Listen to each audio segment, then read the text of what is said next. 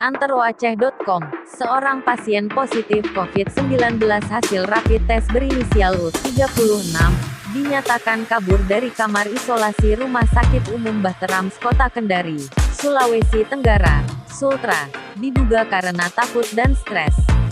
Juru bicara gugus tugas COVID-19 Sulawesi Tenggara Dr. Laode Rabiul Awal mengungkapkan, pasien positif COVID-19 itu merupakan warga asal Kabupaten Konawe Utara, Konut, yang dirawat di RS Bahterams sejak Ahad, 26/4. Ia mengatakan, di saat petugas hendak mengambil sampel liur tenggorokan untuk tes, ternyata dalam ruangan pasien itu sudah tidak ditemukan alias kabur dari ruangan isolasi itu. Saat petugas medis akan mengambil sampel air liur tenggorokannya untuk tes PCR, polymerase chain reaction, pasien sudah tidak ditemukan dalam ruang perawatannya, ujar Dr. Wayong. Nama panggilan Dr. Laode Rabiul Awal itu.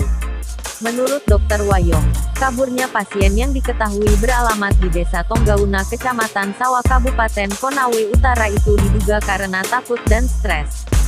Sebagai tindak lanjut untuk menemukan keberadaan pasien tersebut, pihak gugus tugas penanganan COVID-19 Sultra telah membuat laporan soal kaburnya pasien dari rumah sakit ke pihak berwenang dari kepolisian.